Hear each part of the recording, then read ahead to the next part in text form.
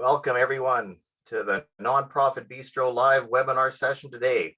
Great to have all of you here for Building Consensus Online, Lessons Learned, our panel discussion. My name is Scott Vaughn. Joining me behind the scenes today is my colleagues Shauna Chautuzzi and Kelly McKean. We are with the Community Development Unit of Alberta Culture and Status of Women, and we have a wonderful panel that'll help us explore our topic today, and I'll introduce our panel guest in just a few minutes. A heads up, our intention is for the session to go until 3:30 p.m. today. I mention this only because many of you do come to our training webinars, and they do usually end at 3, but we are going till 3:30 today. Our panelists today will share their experiences, insights, resources, and lessons learned building consensus with organizations in the nonprofit sector and in other related initiatives. Some of the areas that they'll be touching on include what needs to be in place before you even start, insights and strategies when building consensus, tools and techniques for building consensus online, and the whole consensus building journey. This is all part of our Nonprofit Bistro series to ensure nonprofit organizations have the knowledge, skills, and tools to be successful. Just a note here, though, is that this panel format that we have today is for good reason. One thing that we found on this topic areas is there's not a lot of accessible resources focused on building consensus with groups and organizations, and even less when it comes to building consensus online. We would love to have a training session on here's how you build consensus step by step, in person or online, but really good information to have a session like that is really not there yet. The good news is that over the last couple of years, many people associated with nonprofit organizations and groups have been thrust onto that stage, whether they chose to be or not. And hence today is an exploratory journey of building consensus from the perspective of 3 people that have been thrust onto that stage, tasked with building consensus both online and in person a number of times in their work, especially over the past couple of years. And we'll have an opportunity to learn from their experiences and insights that they share. On the screen, you can see some of the other governance-related webinars that we offer. You can see the details of all the sessions and register for them through the link that's in the chat box, albertacdu.eventbrite.com. Please invite your friends, colleagues, and others in your community to check out the Eventbrite page. And you're going to see the links into the chat boxes now. I think you've seen them already a few times before we started, but we'll put that link in there again. We also want to mention our upcoming sessions of part of our Nonprofit Bistro webinars, which is this is all about. Putting theory to practice is kind of the main premise behind these. There's 2 facilitation related sessions. There's a whole bunch more, but what's left in the spring is a couple of facilitation related sessions. In fact, one of our panelists today, Shari Hanson, will be leading the Let's Have Engaging Online Facilitation session that you see on the screen. And again, you can register those also through that albertacdu.eventbrite.com. And I also want to mention too that all our nonprofit webinars are also on our CDU YouTube channel. So to find the recordings, be sure to subscribe to them and be notified of the recordings as they become available. You can see the link, that's the YouTube link that's on the screen right now. Right now, before we also get going too, I'd like to take a moment to recognize that we are on the traditional and ancestral homeland of many diverse people of Alberta, the First Nations, Métis, and Inuit, whose ancestors have walked and stewarded this land since time immemorial. We recognize our role as settlers on this land, and we're grateful to work, live, and learn on this traditional territory. We are located all across Alberta and acknowledge the land of many peoples presently associated with Treaties 6, 7, and 8. This includes the Métis settlements and the 6 regions of the Métis Nations of Alberta. We make this acknowledgement as an act of reconciliation and gratitude. As I mentioned before, we were with the Community Development Unit of Alberta Culture and Status of Women. Our unit provides support for nonprofit and community organizations, as well as public sector organizations in Alberta on a wide variety of topics. If you need more information about our services, please visit our website, give us a call, or send us an email. And once again, you can see all information in the chat box on how to get a hold of us. We are also using automatic live captions for this session. So if you want to enable it, please hover your mouse over the bottom of the screen, click on the closed caption button and then click on show subtitle. If you're connected by a smartphone or an iPad to access the captions, please tap on more and then tap on view full transcript. Feel free to put your comments and observations and questions in the chat box. We'll be using that quite a bit today, but please keep in mind that this is a public chat box intended for attaining your feedback, presenting information, teaching, and learning related to the topic today. So please provide your thoughts and comments with that consideration in mind. You've seen our toolkit a few times in the chat box already. There's some helpful resources with this session, and the slides from today's sessions we'll also share with you. So the link to the resources in the chat box right now. The other thing I want to mention is that the information presented today and the related materials are not intended to constitute legal or professional advice or consulting or any other professional services of any kind. We simply want to share with you key information that we think will be helpful as you navigate your organization through its operations. And on that note, for your own organization, specific situations or questions, you may need to seek advice from a professional in that area. And also for a disclaimer for our presenters, the views and opinions expressed in this webinar are those of our panelists and not necessarily reflect the official policy of the government of Alberta.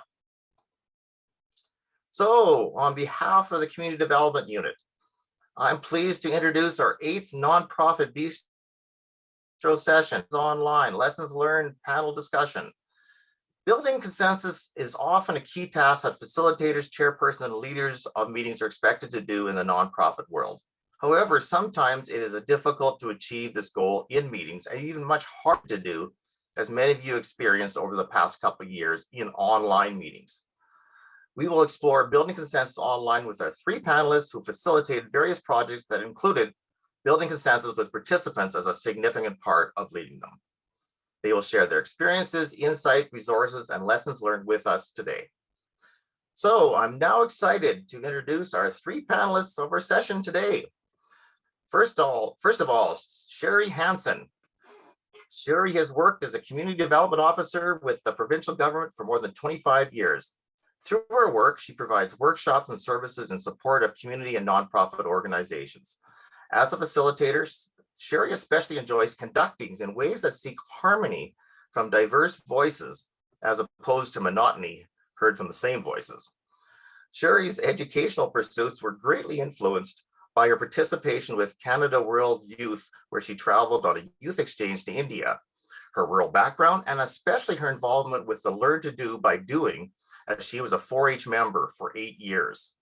Shari has a Bachelor of Arts degree in Social Anthropology from Dalhousie University and her Master's of Science degree in Rural Extension Studies from the University of Guelph.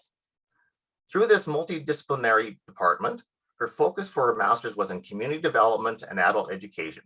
Shari grew up on a farm northwest of Calgary, and now she calls Red Deer home. Great to have you with us, Shari. Leah Rohler.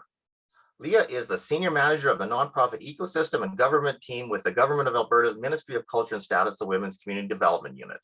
She provides leadership, support, and mentorship to an amazing team responsible for identifying and delivering projects that improve the systemic conditions for the nonprofit sector in Alberta and supports the government of Alberta with priority public engagements.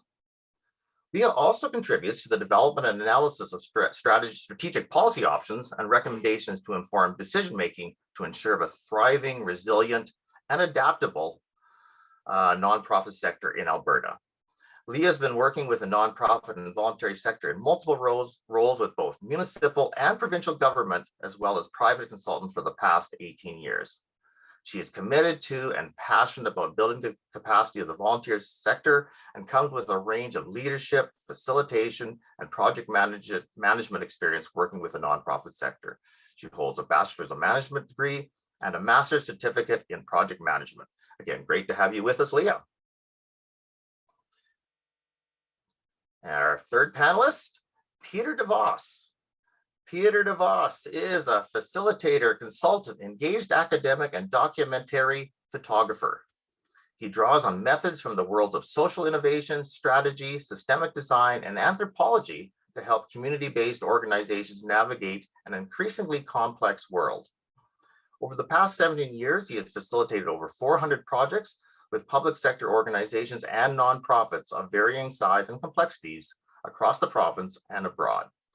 His projects have ranged from leading strategic planning and change management sessions with executive teams throughout the provincial government to facilitating human-centered action labs to prototype and test social innovations to leading large-scale public participation processes on topics such as the opioid epidemic, inclusion for LGBTQS2+ communities, and affordable housing and homelessness.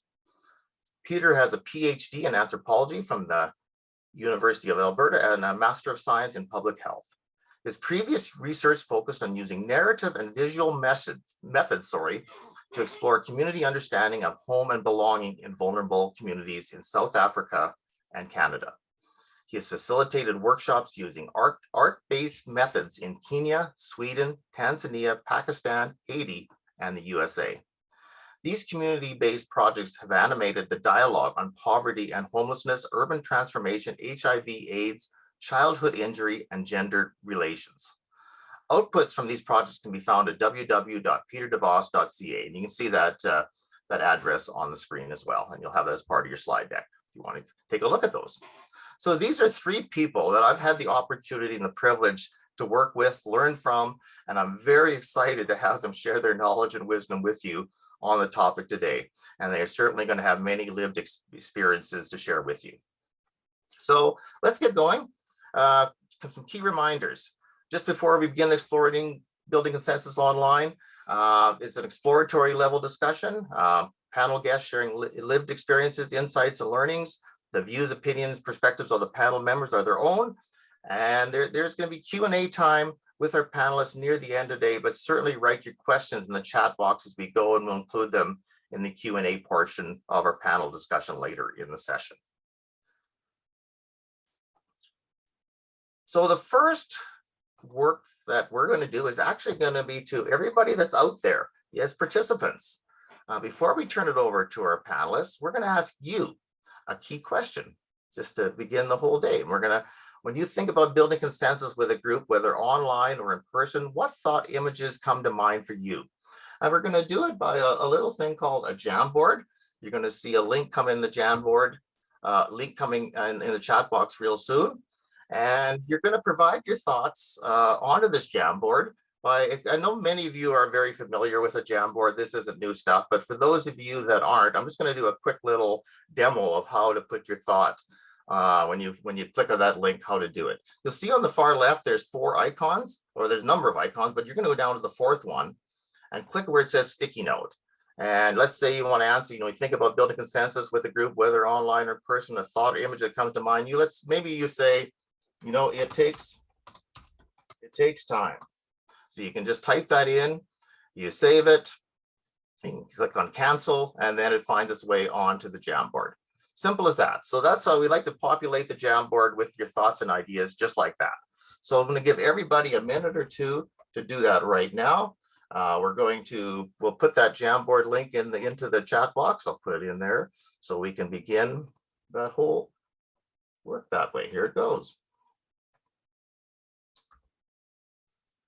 So click on the Jamboard, and if for some reason you have trouble finding your way, getting your thought in there, between Kelly and Shannon and I, we will put it in there for you if need be. So you can begin putting your thoughts and your ideas in the Jamboard now. When you start building consensus, what thoughts or images come to mind for you? When maybe you've experienced it, maybe you've had to do a few projects related to it. Yeah, we're seeing a few coming in now. Everyone gets an equal say. Every voice is heard. There's handshake. Okay.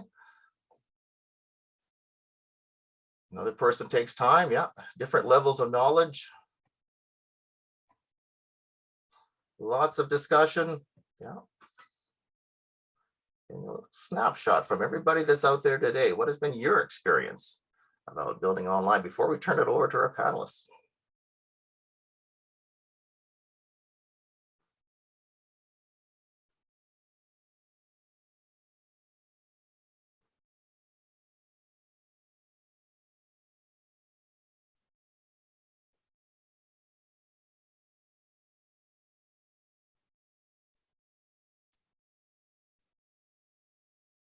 Okay, Compromise, but stronger results. Deep listening. Yeah, good question. Lots of thoughts coming in here. Establish understanding, harder than it sounds in some situations. Yeah, I just have to build some consensus, but it's a little harder. I'm seeing some smiles of our panelists too, that I'm sure I've come across that a few times. Leading and inclusion. Yeah. That. Uh-oh, got something coming up there. That's interesting. Something finding its way into our screen.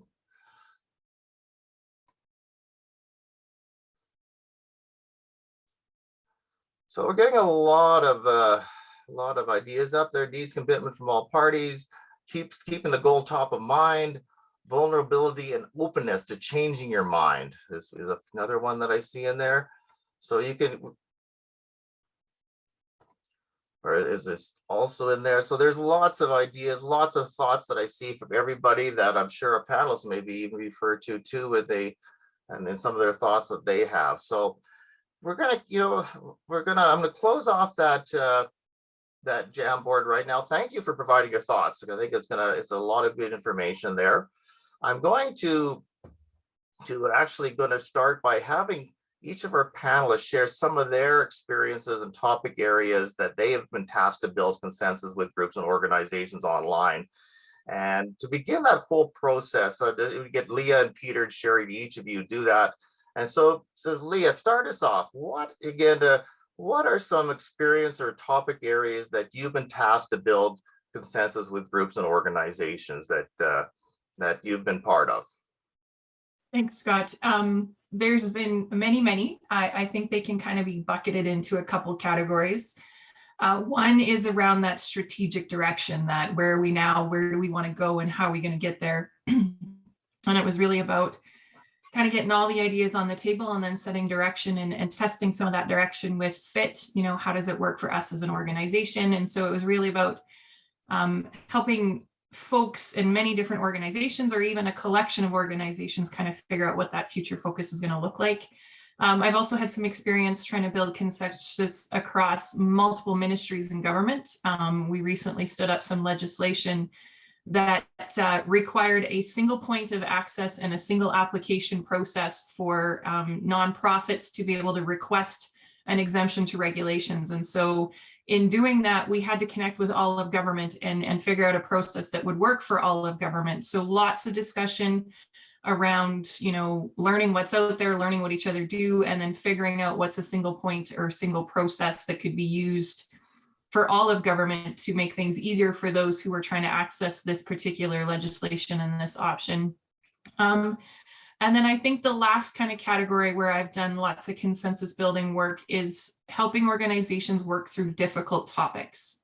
So it might not be setting direction, but making tough decisions about their organization, or tough decisions about, where they see themselves in a few years. And so it was less about vision, mission, value, and a little bit more about, do we go forward? Don't we go forward?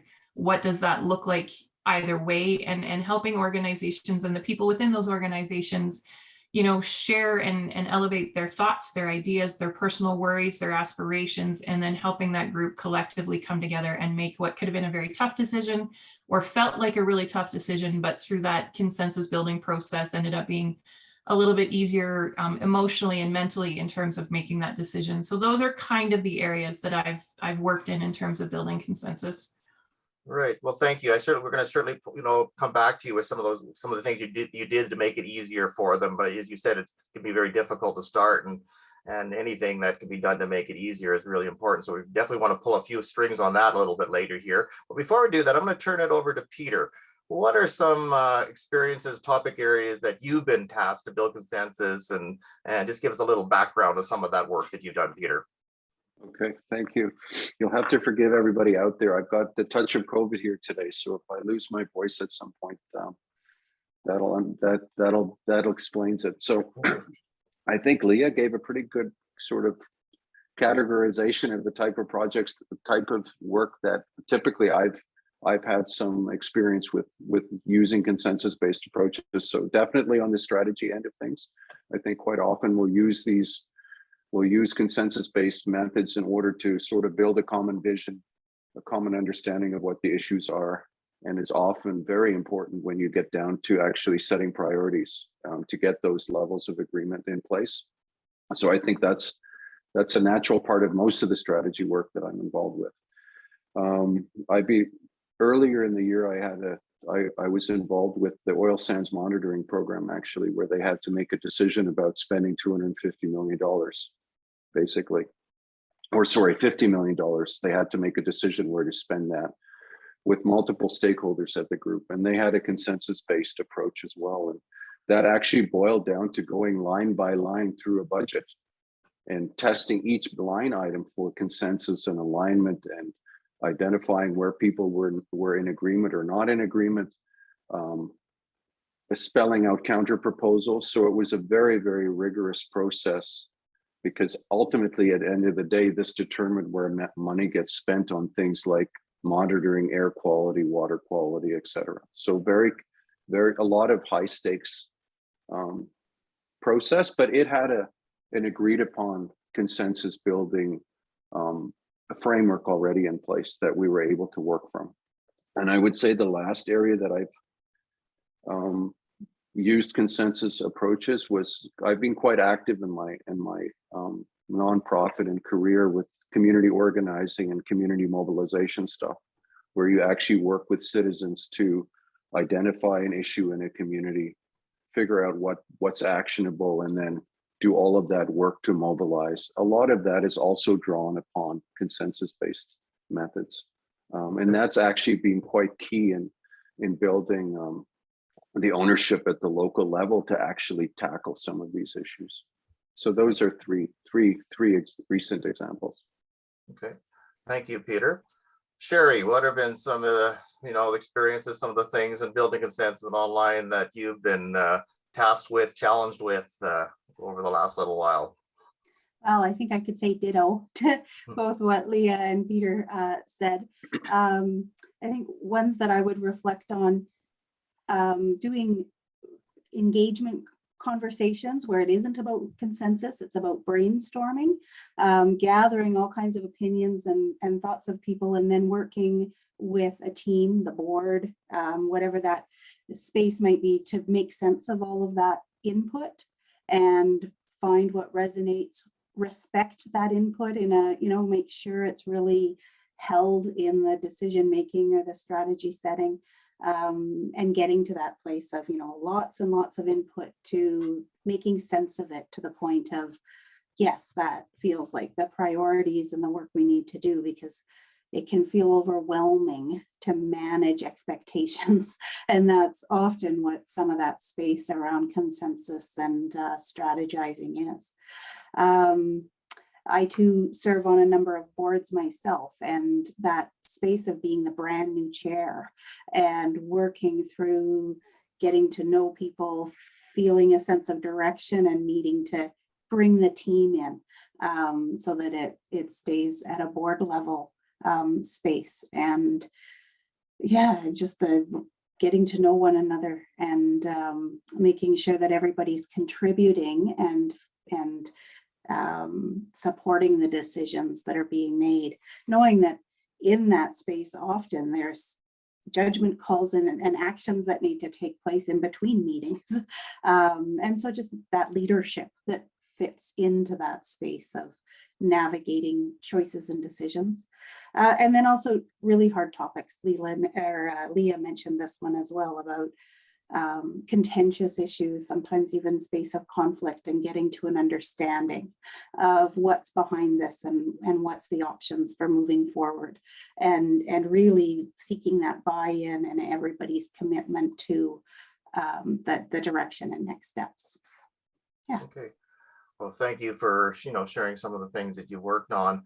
I noticed you mentioned some of the challenging and some of the difficulty, and it's hard work, but you're trying to make it in a way that it's manageable and that you move forward with your group and your organization, even though it might be, as Peter said, you go line by line through some things that you have to do.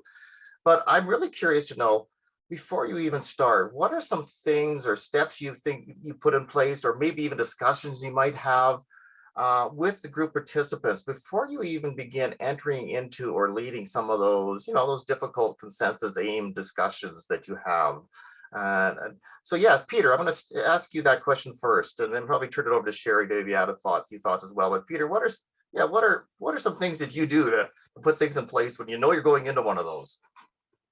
Well, yeah, I think part of it, and you keep surprising me here. I'm not sure if I ever know what the real batting order is here. So I think a lot of it, I think in order to do good consensus-based processes, you have to kind of have some clarity right from the beginning. So there's a lot of, I would say, some of the pre-work to even work with the client or with the group to figure out what the real issues are that they're trying to solve.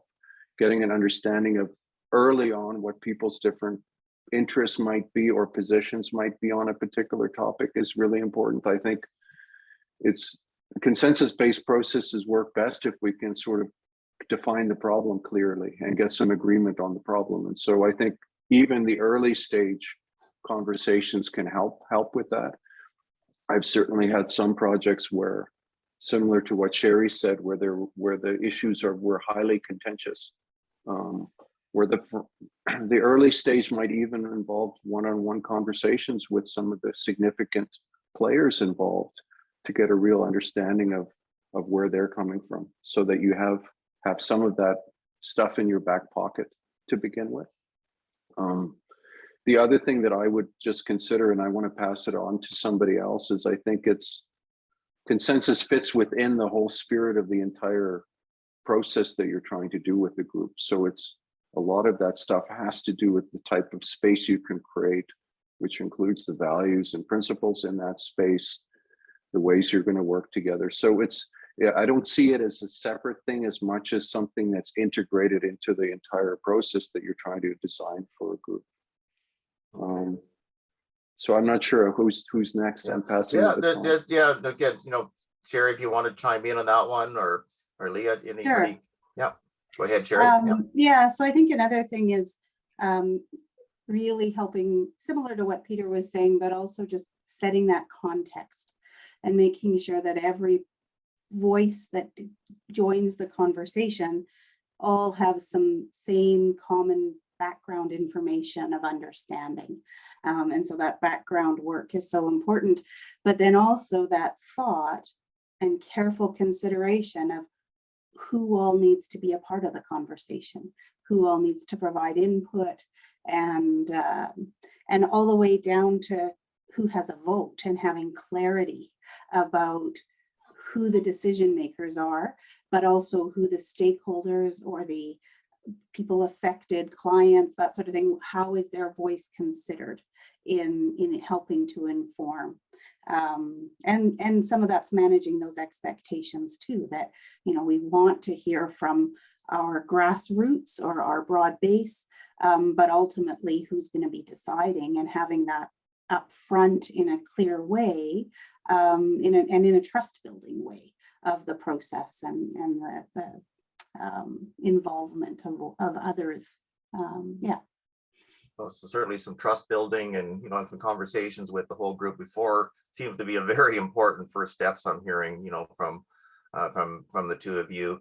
Leah, when you're on topic areas that'll be challenging, what are some things you do before you even begin?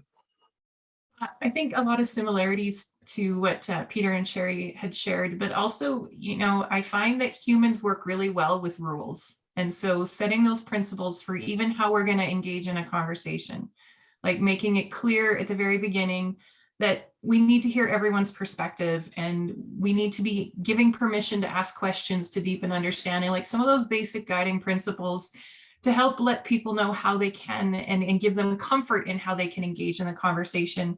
I know one of the ones that I always use is silence doesn't equal agreement, right? Like silence can be a great tool. It can be very helpful to help, enable a discussion, but we need to be clear that silence doesn't mean we agree. Like some of those basic kind of rules, and creating a space where people understand how to engage and what's expected of them in that space, in terms of, no, we do want to hear from you. We are going to actually ask you to give us some input and contribute, so that people know, again, managing expectations, what's expected of them in this conversation. I think the other thing kind of coming back to that context, but is also starting where people are at. People have very different approaches to how they process information. Some of us are very data driven. I need to know the facts. I need to know the figures. I need to understand the data. Others need to be able to process how this makes them feel.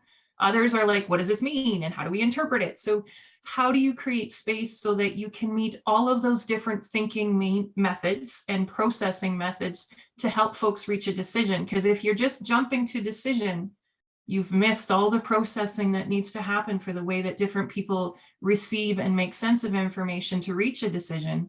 So how do you step back? How do you make time, right, to go through all the different aspects of how people receive information and interpret it and make sense of it, so that as you move to that consensus, everyone feels that they've received and been able to process information in a way that's meaningful for them. And you'll find that the people that are really focused on interpretation don't want to hear the data, but we still need to be able to balance all sides of it, right? How do we give everyone a chance to receive and create space for that processing? So for me, it's how am I creating space to do that? How am I intentionally asking questions that will make sure we get through those spaces? And that's some of the pre-work, I think, that kind of needs to happen is, are we all receiving the same information? Are we all getting a chance to process that information? Are we all operating under the same kind of structure or rules or guiding principles to help us engage in the conversation? Like, what is that space as Peter had kind of popped into the, or Shari had popped in, sorry, to the chat, that safe space or brave space? Like, how do we create some comfort in discomfort that, hey, I'm not usually one to speak up, but I need to. And how do we create that environment? Thank you, Leah. Thank you again, Peter and Shari. Just the idea that there's lots of work about creating that safe space and being very intentional when as you are working and before you even begin with the group in person. Make sure you're creating a space that's going to be very open for good discussions, and people know the ground rules and know the things that are going to be expected of them together beforehand. Thank you. That was yes, go ahead. It's even more important online to create that structure, okay, right? Because it's really easy to disengage online. It's easy to turn your camera off. It's easy to mute. It's easy to be distracted, more so than in person when people can see when you're distracted with your phone.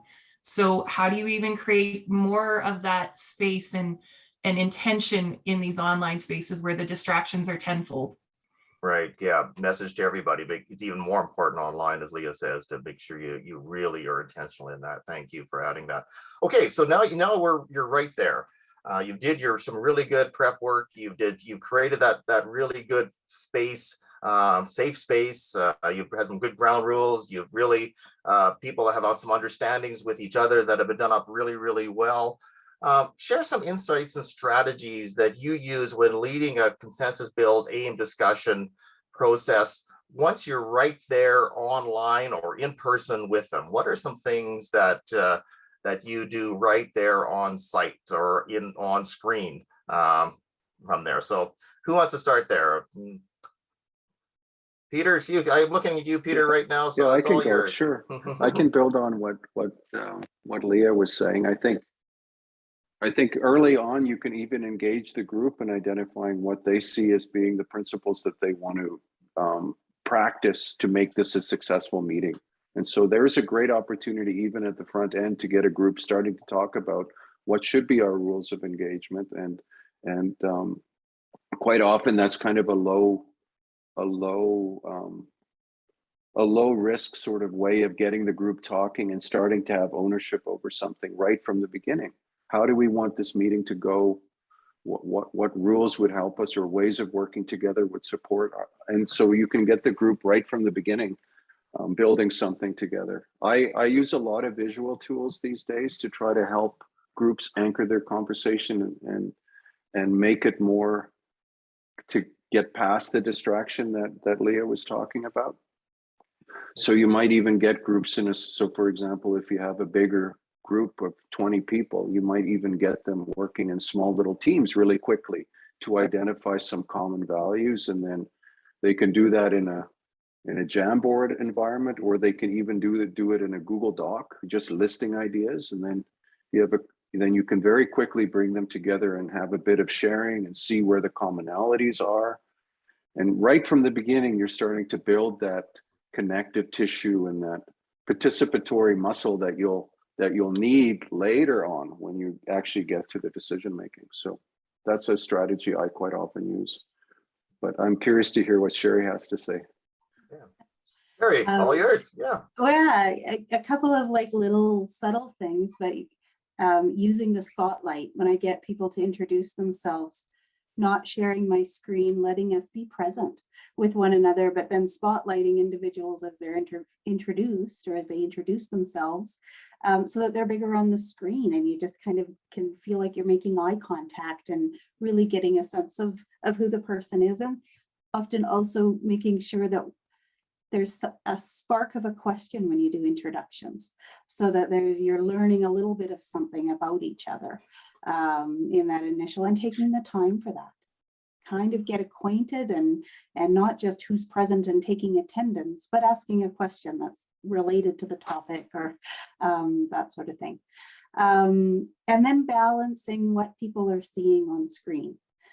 They need to see each other sometimes, and so helping them know the difference between speaker view and gallery view, and that as the participant you have some control about how big you're seeing a presentation or someone sharing their screen, and how big you're seeing the group.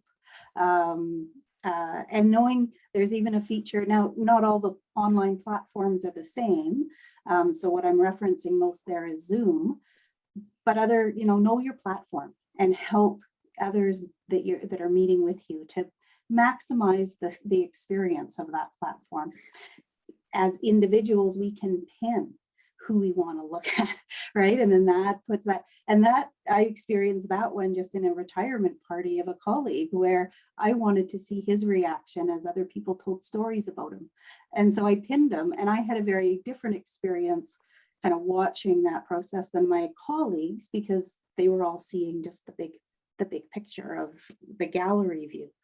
And then just balancing when I share my screen and when I focus on us seeing each other in the group, knowing that not everybody turns their camera on. Depends on internet, depends on all kinds of things. So creating safe space that's not required, but there's great benefit to it.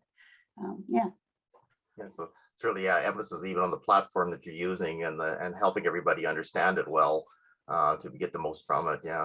Thank you, Shari, for that. Leah, any thoughts too on when you start some of the insights and strategies that you use when we're leading sessions on right there in person?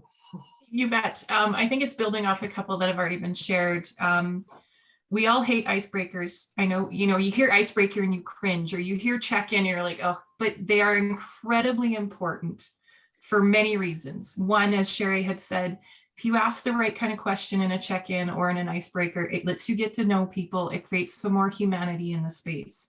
The other thing it's really, really important to do, and in person, online, but especially online when we tend to bookend ourselves meeting to meeting to meeting, we need a moment as humans to pause, shift gears and think and refocus, where am I now and what am I doing now?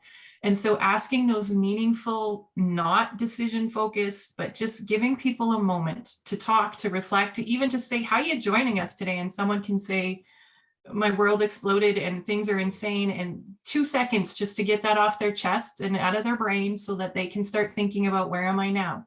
Right? Some chance to be human before we have to be thinker, I think is incredibly important. And I know we cringe, and some of the check-ins and they can be silly, but they can be incredibly helpful. Just in helping us be human for a moment and shift gears and get ready for that next piece. And it also helps build with relationship building, right? The more we develop relationships with people, the more willing we are to hear different perspectives and engage in harder conversations, because there's some trust there. So as you get to know folks better, it's easier to engage in some of these brave spaces that could be uncomfortable at first. And to further kind of what Peter had said around, break them into small groups. Consensus building doesn't have to be all 30 of us talking around a big table, and trying to make sense. Let's start small. individual reflection, and then turn and share it with the person beside you and start building some commonalities, and then pair up with another group. You can build consensus in layers. It doesn't have to be all of us all at the same time, all these big discussions where, you know, you don't want to speak up in front of 29 other people. You don't like being the spotlight in front of 29 other people, but you sure can share with 5. You can have a great conversation, and that person in your group of 5 who's more open and outgoing and doesn't get like tongue-tied in a large group can then be like, yeah, hey, I'll pipe in and share what we talked about. There's some great ideas, and you still feel heard without feeling like you're forced into a really uncomfortable space. And Shari, I see you have some other ideas, so I'll pop it back to you. All yours, Shari. Yeah, just in terms of that breakout space, I'd be curious to run a poll with the participants right now to know how many of them have used breakout rooms.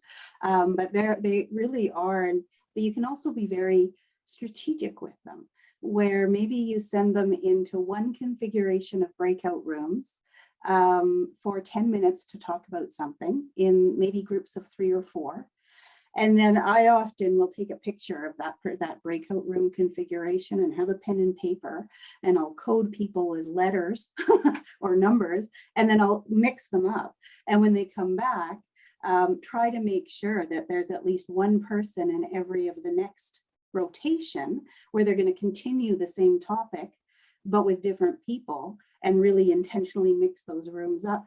Or you can actually ask Zoom to just recreate those rooms, but then you have no assurance that, but just by kind of creating that bumping space in those breakout rooms, but helping people have diversity of who they're talking to can really help. Another feature that there is you can actually put the breakout rooms by topic and let people choose their own adventure. And so they choose the topic they want to go to. So different ways that those breakout rooms work that can create different space of how people are engaging with one another and kind of organizing themselves to have those conversations. Yeah, so certainly again, using the platform that you're using to your advantage to make things work online. Yeah, thanks for sharing that, that thought. Yeah, go ahead, Leah. Peter. I was going to say the concept works in person too, right? Yeah. Put people into small group discussions, change up those groups and let them talk to another. Like, these are really transferable between online and in person, and it creates a different environment and a different opportunity. Yeah, same advantages that we in person that we get from having separate groups and such also plays out by the breakout groups online. Yeah, good thought. Peter. I think it just comes down to what we were talking earlier. I think to look at this thing as a total experience that you're trying to build for somebody. Yeah. Put yourself in their shoes and then think about how do these different things that you build into a session or into a meeting, how does that help build energy? How do we get people? So you're actually imagining each step and thinking, okay, so what would be the impact of this conversation? How do we take that energy and move it to the next conversation? And we do a lot of social engineering too. I mean, we do try to put groups into configurations that will maximize that will generate the best results. And sometimes that includes recognizing power differences. So you might create a breakout group where you make sure that there's a nice balance there. There's all sorts of things that we do, but I think the real purpose is to understand that all of these steps are actually necessary to get to a good outcome at the end of the day. And that good outcome isn't just that a decision was made. It's also about how people feel about the day and how they walk away from that day. Because that's sometimes, I think, almost more important than the decision, because folks need to own that decision and be champions for that decision. And so if the entire process is one that feels engaging, where they feel heard, and then they come to an agreement at the end of the day, and they feel pumped up about that agreement, it's more likely that all the rest of the stuff will happen, like the good implementation and all of that stuff. So, so the process it really is fun when you think about it that way, as a kind of like you're trying to organize the best experience for somebody. Yeah, the experience, the process, just as important, if not more, than the actual result. Just on a follow-up with another thought with you, Peter, and we've heard it, from you, but we've also heard it, I've heard it in a couple other areas too. There's a concept of thinking fast, thinking slow. And especially it's tied, very connected to building consensus, as well. Whether that be online or in person. So tell us a little bit more about what is the concept of thinking fast, thinking slow, and what is that about, and how does it relate to building group consensus? Just give us a little bit of words of wisdom on that one, Peter. Okay, sure. There's a fascinating book out there called Thinking Fast and Slow. And the basic premise of that book is that humans use two main ways of making sense of information and making decisions. One is a very fast system, which they call system one. And that's the system that we use most of the time in our life. It's very intuitive. It's very much based on snap judgments. It's based on making decisions that align with what we've done in the past. So in many instances, it works very well for us, but it can lead us down a path where maybe we don't always make the best decisions because we're reacting too much. System two is a different way of processing information that takes more effort. And that's system two is where you have a kind of a more methodical approach to making a decision, where you might look at the pros and the cons and weigh your options, and then you make a decision. And so I think what we're often trying to do when we work with groups is we're trying to balance those two systems. We do want people's gut level reactions because it's useful information, but we also need to strategically slow the process down at times to allow them to think critically about their options. And so we're really balancing those two systems as we're working together. Why that matters is that system one is where we find a lot of what we call cognitive biases kicking in. And for those of you out there, you might have heard of some of them. Some cognitive biases are things like confirmation bias, where we tend to double down on the things that we've done in the past. We tend to follow the path of the group. So we get elements of groupthink emerging. There's a whole range of social cognitive biases that we as humans are susceptible to, and they can really get in the way of making good decisions. So what we try to do when we design a good process is design things that will allow people to look at a problem in more than one way, interrupt some of those biases a little bit. So I don't know if that was helpful or clear enough, Scott. Yeah, no, I think it was very helpful. Thank you. I think it was added, tied really nicely into the conversation we're having there. We're just I think everybody is very interested in, even for panelists today. So we're gonna look at some tools and techniques for building consensus online. And we're going to, I'm going to first turn it over to Leah, and she's gonna share her screen right here of some tools and technique that she has used. So all over to you, Leah, all yours. Scott. I think one of the first ones I'll share is the groan zone.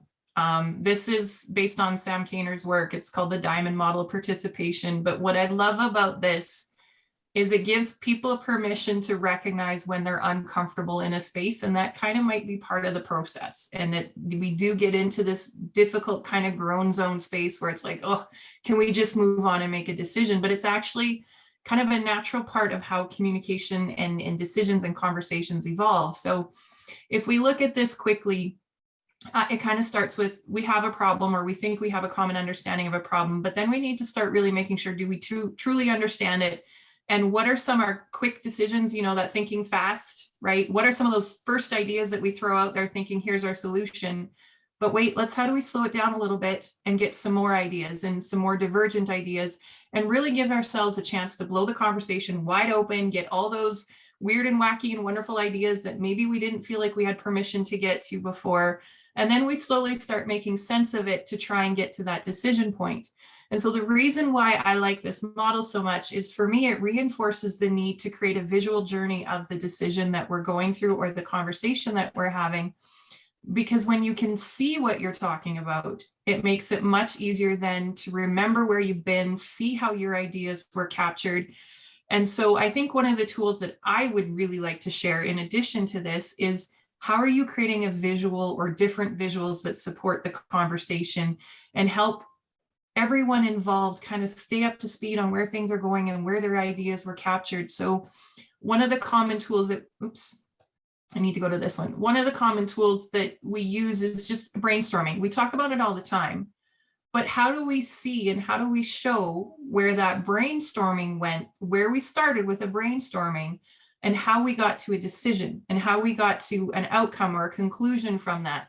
So in person, online, I mean, online, they have some amazing tools. I'm sharing a platform called Mural, but Jamboard, a whiteboard in a room with Post-it notes. I mean, any of these ways that we can show the discussion, show where we've gone from, started from and how we got there. So if you look at this, first off, it's all just ideas, everything.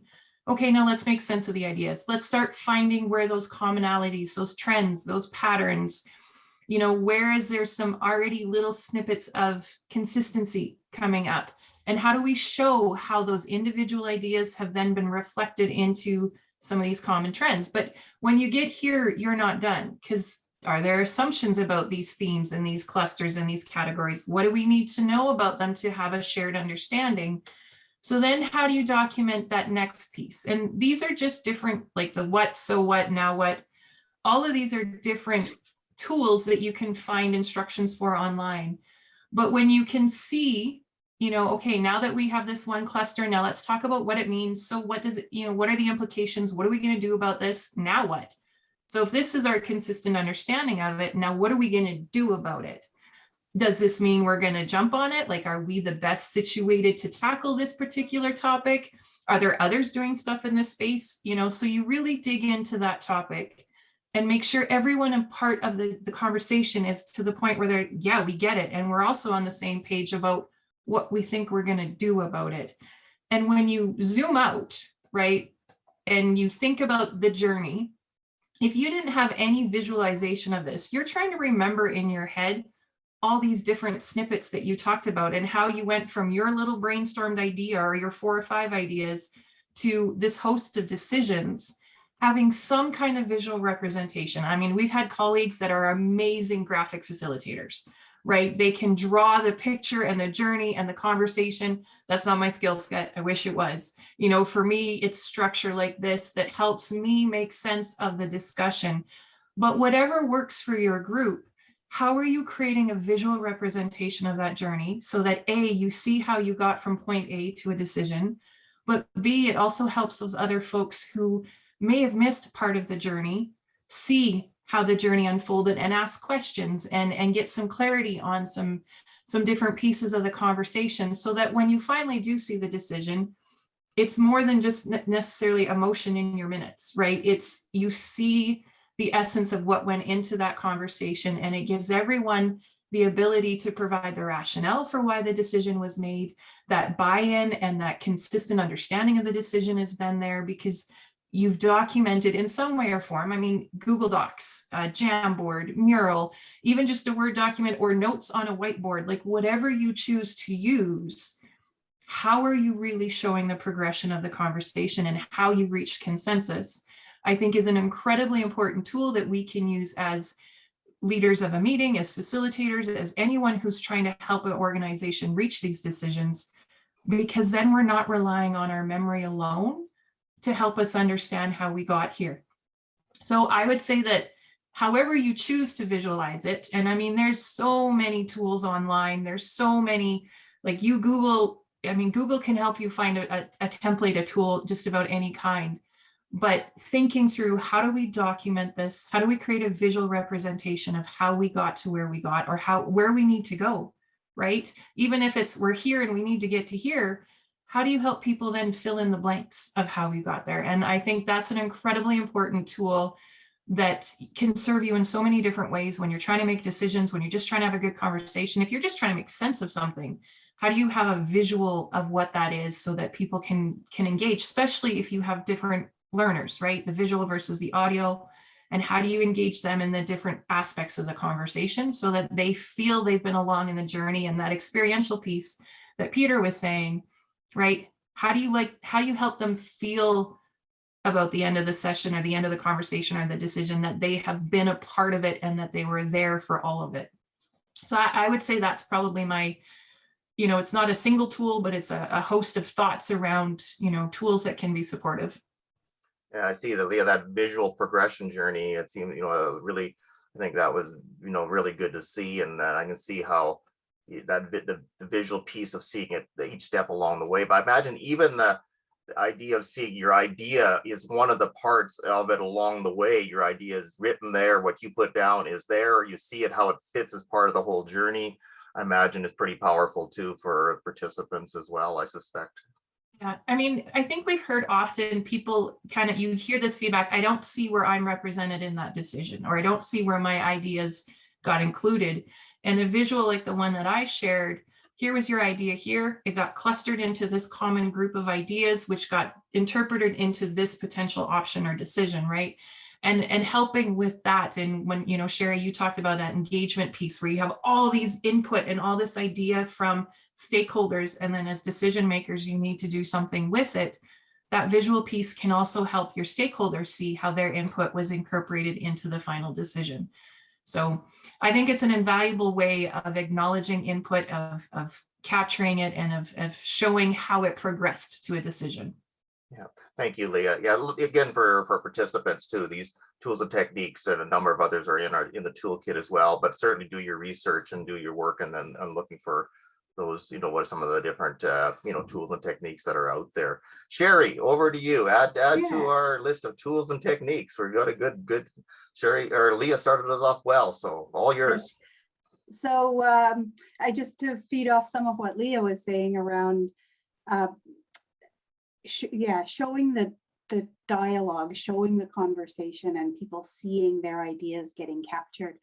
I just want to reflect a little bit on strategic planning. In the before times, it used to be a Friday evening and an all-day Saturday, and you'd retreat away and kind of spend about 6 to 8 to 10 hours in conversations to create a strategic plan.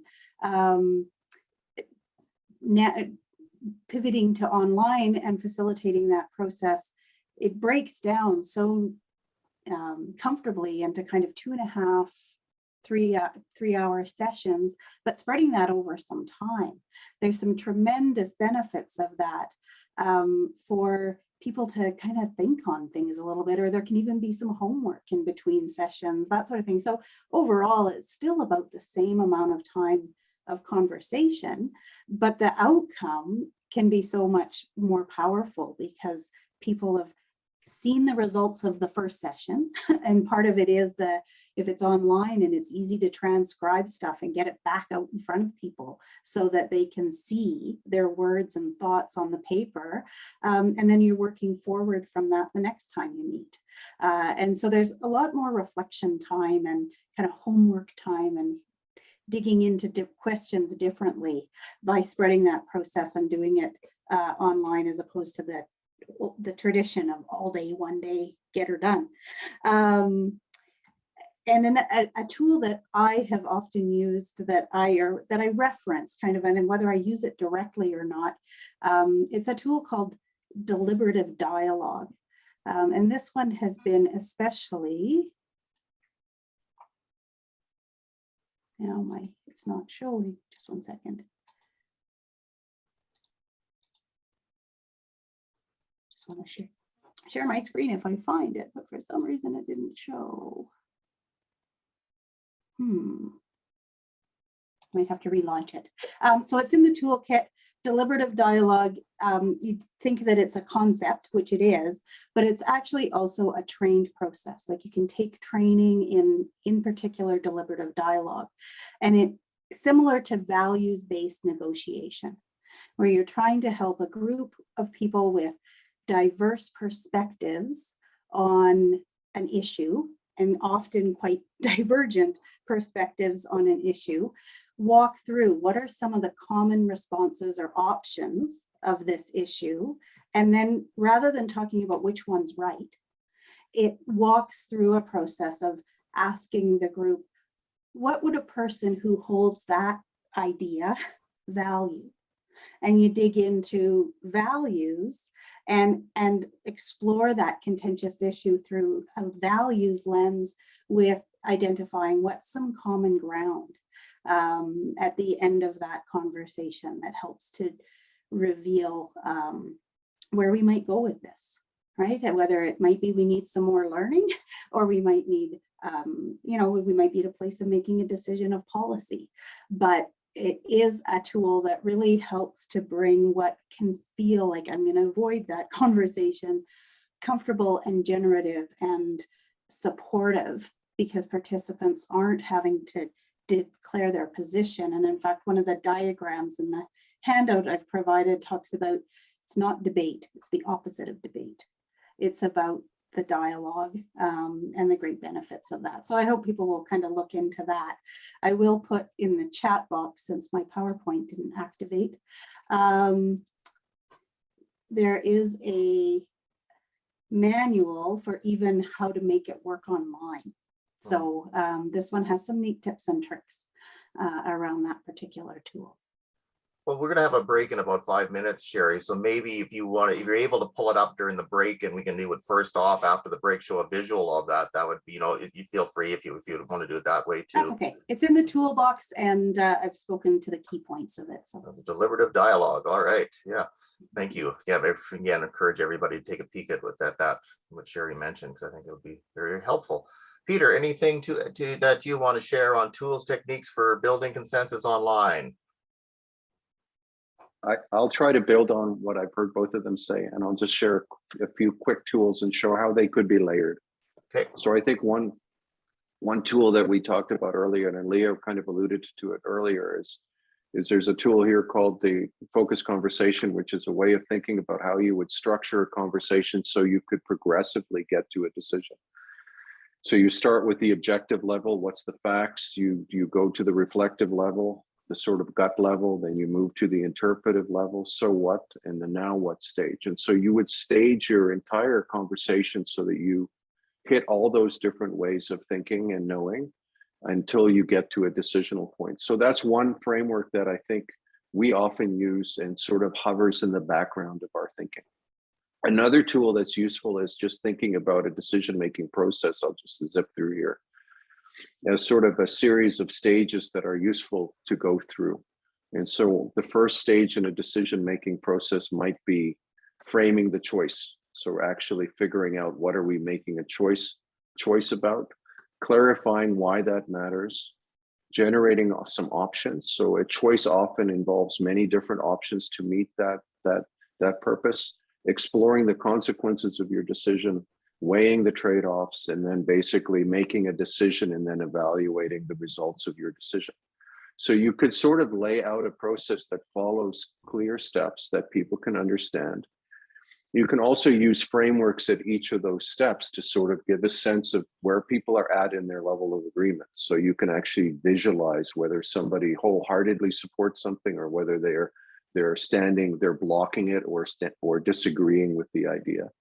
And you can get people to actually identify on a particular decision, where do they fall in this levels. So that's very useful, and it really opens up a lot of opportunity for discussion.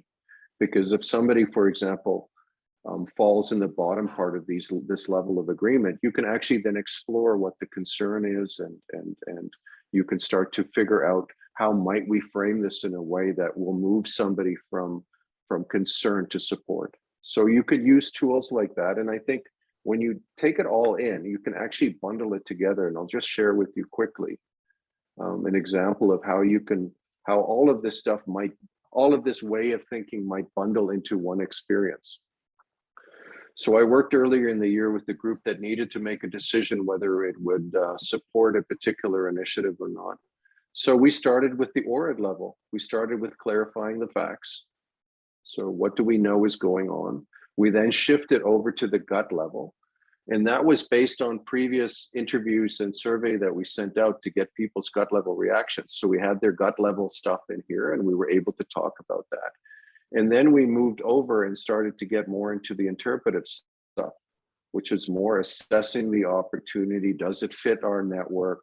We actually had teams evaluate the pros and cons of getting involved and what's promising. And so you could see it's all color coded. So you could easily see that here's what people like, here are the concerns. And then we slowly worked our way through the further steps. So once we had a sense of people's sort of interpretation and assessment of this, Then we talked about how might they get involved, and you can kind of see that we had a series of questions.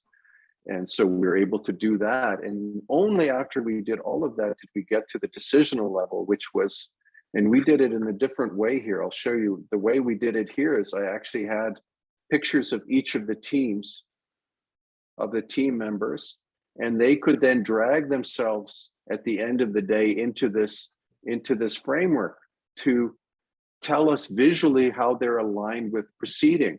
So you could see everybody here was more or less on the go side of the fence. Some people were more in between. They said, we like the idea, but we should proceed with caution. And there was nobody that ended up in the no-go or I can't make a decision because I don't have enough information part of the. So you could even do things like that. And this is a very quick way to identify where somebody sits. And the great thing is you can then have a conversation about why are you on the fence here? Like what are your concerns? What are the things that we should be keeping an eye on if we're going to proceed with this? So that's just an example of taking that ORID model, the steps in a decision-making process, and putting them all into a visual format where you could trace your decision and you could really work your way through. And if you do this, then the decision actually becomes quite easy. I think the decision was made here in about an hour and a half. And part of that was because it was well layered. The process was well layered. And some of it also had to do with the fact that we did do a little bit of advance work before we even entered the meeting. We already had a sense of where people were at. So just an example of how you might take some of those things and layer them all together into one experience. Thank you, Peter, and sharing that tool and technique, and as well as Leah and Shari. I think though certainly our participants are enjoying those different tools and techniques quite a bit, and you're also bringing back points that you made before, even setting things up well so that you can do something like that. And even the idea of a journey taking place as you're walking through the different steps and processes and techniques that's taking place. So I think it's it's really good information. And we have a couple more of areas that we want to explore with our panelists before we leave today. And one of the areas that I would like to get some of your thoughts and ideas, panelists, is what are some obstacles that get in the way of consensus aim decision making? What are some things, some pitfalls, some maybe challenging personalities perhaps that what are some of those things that get in the way of building consensus online or even in person? And maybe what are some strategies and things that you might do to deal with them, to try to work with them, or things that pop up all of a sudden, even though you might have done some really good work in the front end to set it up? Well, what are some things that you do if an obstacle or a pitfall finds its way? What are some of those, and what are some of the ways that you deal with them? So I'm going to turn it over to Shari. What are some things that you do in those situations? What are some of those obstacles, and what do you do? Some of the you mentioned it just in terms of difficult personalities or clashing personalities. There can be even differing expectations by age or gender, or some of those as well. And I think allowing space for people to express their thoughts or their perspective, and then really encouraging, rather than I as the facilitator trying to respond to that, making sure that I encourage the other participants to also ask for clarity about what they're saying or what's behind that, or to help name what are you hearing that person say in relation, because there are often where people will wander into storytelling in a place where there's a whole lot of opinion, and then asking the other participants to say, what do you hear? What kind of at a more objective level, what is this relating to, and how does that relate to the topic that so trying to make sure that they're really listening to each other. Sometimes as facilitator, being that objective or outside, external to the decision person, I can be the one to naively ask some of those questions if the group isn't comfortable. So there's kind of a bit of a artistic judgment call in the moment of, do I put this to the group to seek deeper understanding of what's being said, or do I need to be the naive outsider that helps to just draw from those stories, or that, you know, we think of it sometimes a rant or a side conversation, and say, well, how does that draw us back?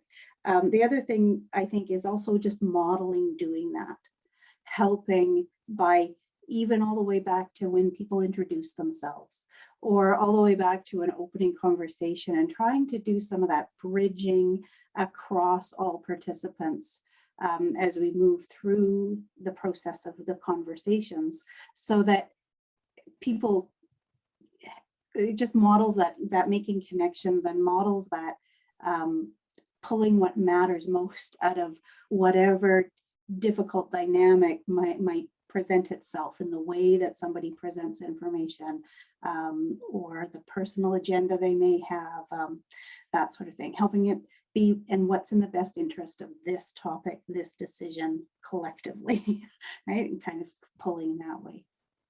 Okay, yeah, so thank you for sharing that, because I think that's, you know, the idea of even being that naive person that you can draw more information out. I think that sounds like a really cool strategy. I've seen you do that actually, Shari. You know, and I think it's a very good way of getting more information from somebody that otherwise might not have shared. And I think that's, you know, thank you for that information. Peter, Leah, want to chime in on obstacles, some of the obstacles you faced, and maybe some of the things, you know, things that you might have did to deal with it? Yeah. I can jump in, and then Peter, if you either or. Yeah, it doesn't matter, Leah. If you want to go first, I'll fill in the gaps. I think one of the obstacles that I've seen is trying to think too fast when we need to be thinking slow. And so what I found in my experience is, if we're moving to decision too quick, then we start to see some of that ranting or those very positional statements come up. And a lot of times when you reflect back, is they may not have felt heard in the process. Their experience in that process hasn't been one that's been engaging, and they don't feel like their concerns, their priorities, their thoughts have been captured. So for me, oftentimes when you get into those positional, those difficult pieces, that's a pretty clear indicator that maybe there's a need for a pause and a moment to step back and kind of reflect and listen. But there's also, I mean, we've heard this tool and used and been in rooms where we have a parking lot, or we have the bicycle lot, or there are times when we do really need to park a topic. You know, consensus is that's not what we're focused on at this time, but we're not going to lose it. Or how do we bring it back in? Or give us a few minutes to get to that phase. You're a little bit ahead of where we are. And so it's acknowledging, you know, that we're not quite where this, you know, this particular conversation is. I laugh, Shari, with you know, asking the naive questions. I tell the people in a room with me, bring your inner toddler, ask why, ask clarity questions. You know, we've all had that little 3-year-old that why? They make you think. They make you dig into the root of what you're talking about. And those questions are important. Like, what is the root of the concern? What is the root of that issue? I think the other obstacle that sometimes we get really uncomfortable with, but it's actually very useful, is this silence. Humans tend to have a difficulty sitting in silence and reflecting. And I mean, I'm one of them. I tend to fill it rather than absorb it and appreciate it. And so it's a skill that I constantly try, and I use it as a facilitator. I get uncomfortable with it as a participant, right? Silence isn't a bad thing. Time to reflect, time to think, time to absorb what you're hearing, and give time to put you know, structure around your thoughts before you share what you're going to use. So sometimes, you know, silence isn't a bad thing. Giving people in that space a moment or two to really pause, take a breath, think about what they've heard. We too often rush to fill it, and we don't honor it as it's a significant tool, and it's a significant piece of what we do that we need to process information. And I think the other piece is sometimes being brave. when you really see a situation kind of going sideways or going off script, and you really, sometimes you just need to call it, name it, and ask the question. And I know I've done that in different spaces of, this seems to be a real big issue and it's not quite what we were prepared to talk about or what we had planned to talk about. So what's the trade-off if we jump down this rabbit hole and explore this and really see where it's going to take us, and how's that going to impact what we're trying to achieve? So in a meeting, in a decision-making process, sometimes you need to put it back on the folks in the room. Do we need to pause and explore this? Is this a big enough topic? Is it causing enough contention or strife or just disharmony that we really need to focus on it? And then helping them understand that we can. With the time we have today, we can do that, but we might be putting something else off. And letting them reflect on, do we really need to go there? And if they do, then let's help the conversation go there. And if they were like, no, you know what, it's fine, we can deal with it another day, then it's about gaining consensus on where the conversation goes, right? So as Peter has said a few times, it's building it into the entire process, right? And so, you know, sometimes we have an agenda and we're so focused on sticking on it that we're putting rigidity in place where we need flexibility. And so it's about gaining consensus from the group. If one person really wants to talk about it, but everyone else doesn't, okay, then how do we come back to this important topic? And just, you know, asking those questions and creating that opportunity for everyone to feel heard and acknowledged and to recognize when topics need to come back around. So I think those are a few that I would share. Thank you, Leah. Certainly it probably helps towards buy-in too, and you acknowledge some of those areas that are, you know, on the perimeter, or, you know, see where the group is with that, and that you just not saying, no, we're not going to talk about that. You're going to actually, let's have a conversation there. Is it some area where we need to go? So thank you for you know, the messaging around that yeah, you might need to go down some of those paths just to help you move forward with your process where you're going. Yeah. All right, Peter, any thoughts to add? The obstacles, dealing with some of those that you faced and how you might have dealt with them. Sure. I mean, I think one of the big obstacles, and I'll just try to tie this thinking fast and slow thing together here, is the issue of cognitive bias. It's how we actually, as humans, process information. So I'll just share with you a couple of the traps that I think are what often surfaces when we try to make decisions. And it's often the case that we're also dealing with complexity. Like, it's not an easy decision, and therefore it's hard to do. And so we often fall into these kind of categories of traps. One is we stick with what we know. So we often tend to double down on things we already know, or look for evidence that confirms something that we already know. So there's a whole bundle of things here that we fall into that kind of relate to that idea that we stick with what we know. The second major category of biases is really tied to the fact that we tend to be lazy thinkers quite often. So we take shortcuts. We might anchor our decision to the first thing that somebody brings up in the conversation. We tend to be swayed by things that are very vivid and recent and repeated, and maybe ignore other forms of information. We tend to oversimplify things, and we're often overly confident too. We tend to overemphasize things where we've been successful and maybe not look so clearly at the places where, I mean, we haven't achieved something. And then we tend to be, because we're social creatures, we also tend to have a whole bunch of biases that are attached to sort of hanging with the crowd and conforming to other people. So I think, and rushing to agreement. So there's a bunch of these that I think really come in, and most of you will probably recognize some of these ones. These are the big ones, like confirmation bias. We seek evidence to confirm our previously held belief. That often happens. Escalation of commitment is a big one that we often face with decision making, where we continue to pour money or towards a decision because we're kind of doubling down on something. And that often happens. You can sort of, it's what's called the sunk cost fallacy, where we continue to invest in something even though it might not be working. Another one is the availability bias. We tend to anchor our thinking to things that are most immediate to us and available to our thinking. And last, I think there's ones like groupthink that we've all been privy to. And this really comes into place quite often when there's power dynamics or a very powerful decision maker in the room, where people are more inclined to go in that direction. Now, there are strategies you can use, and I'm not going to go through them, but in the slide deck that I shared as a resource, there's a variety of different approaches you can take to overcome some of these biases.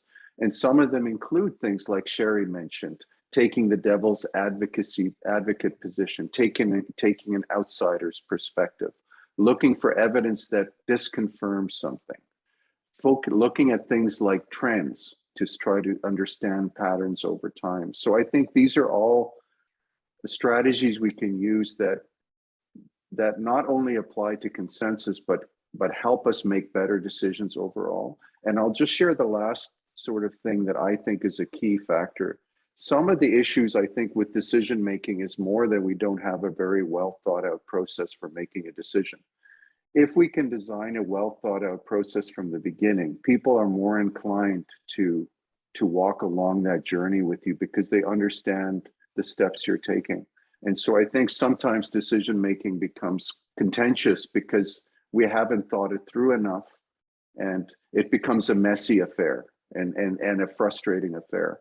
But here, for example, is an example of one organization's process for doing consensus-based decision-making. You can see they have a stage where they clarify the issue, then they have a stage for opening up the discussion, then they have a stage for exploring ideas, then they develop a proposal, they amend the proposal might be a proposed decision, then there's a phase for test for agreement. Are we on board? Any blocks, etc. And if at this stage people aren't happy with the proposal, there's an opportunity to produce another proposal. So you can see that there's potential ways you can even design the process to make it easier so people know what stage they're at and they know if they have a disagreement. There's an opportunity for a feedback loop. I'll just share one last thing because Leah's on the screen here, and this really came about when I worked with her husband a few years ago. We were working on a project to try to build a network, and all through the day, everybody seemed to be incredible agreement in terms of the value of this network, that all the benefits of the network. We got to the end of the day and we needed to take a next step. And that was the decisional step. Do we commit to investing in this idea? Instead of me going around and asking folks, are you on board or not on board? We use this framework. And to her husband's credit, he was somebody that actually placed himself in the middle of this thing and said, well, you know what, I think the idea is great, but I have some real reservations. And when he said that, it opened up the floodgates. Everybody loved the idea, but people didn't trust each other around the table. And that was what came out at the end of that meeting. We discovered that the idea is good, but for it to work, we're going to have to work on relationships. If we hadn't had this levels of agreement framework, I don't think people would have been so clear to say, I like the idea, but I don't trust the players. So tools like this are also helpful for surfacing those assumptions and really trying to figure out in those assumptions, how can we create options that are more workable or get closer to a decision. So that's just a couple of the frameworks I shared. I think it'll be in that toolbox for people as well. Thanks, Scott. Yeah, thank you, Peter, for sharing. I think that's a lot of good information, a lot of good resources, and even insights from all three of you on some of the obstacles and challenges you faced and how you've handled them, even with some some good process, but also some good strategies around even on the spot of how you might deal with that person at that particular comment and take it someplace that can be very, very helpful to the journey. And that's where the final questions where I want to go with is, I've heard the emphasis you've said today, consensus aimed decision making, takes time, especially, with difficult, challenging issues. How do you keep that focus over time with your group though? Because you mentioned that it does take time and there might take maybe even a few more meetings with online sessions as such. How do you keep that focus over time? I think that's a question we would like to get some thoughts from the three of you around. Leah, start us off on that one. How do you keep that focus? I think two-part for me. One is document, right? Where's the journey? Where are you at in the journey? The other thing, to tie back to what Shari had said, is it's okay to give homework and give reflection time. So we're adults, we know that we can have a meeting and that, life doesn't work, that you have your 2-hour meeting, then you do nothing with it until the next 2-hour meetings a month later. How do we build in some of that asynchronous piece, like the stuff that we do in between meetings that's individual, that reflection piece, building that in, creating space for that and expectations for that, and making sure it's shared expectations and understood expectations in the beginning, keeps the journey going and helps us to not try and do these weird start-stop things that don't actually work. Like our brain keeps processing information, so why don't we build that into the conversation and the journey? So for me, especially as we move online, like there's so much room for asynchronous if you have a shared platform to put your thoughts and ideas and ask your questions that pop up at the middle of the night or 3 weeks later or 2 days later, like, well, what about this? It didn't even occur to me in the meeting. That we can really build off that and strengthen our process using those tools. Even just creating a break in the conversation, right? Like you did today. Even that simple break gives us that processing time, and then we can come back with an extra question. So for me, I don't think we take enough advantage of the benefits of asynchronous work, that individual thought and reflection and capturing those things. And the more we build that in, I think the better our processes can be overall. But I also think having that shared one space where you can go to see where's the conversation, what have we done so far, where did we make a clear decision point? Like if you reached a decision, how are you making that pop off the page so everyone knows that that's a decision that was made? That piece I think is important. And undermining all of that, like supporting all of this, is the relationship piece. You need to constantly be focusing on how do you build that relationship? How do you ensure that it's a healthy relationship where you can agree to disagree and it doesn't undermine that fundamental trust and respect for each other?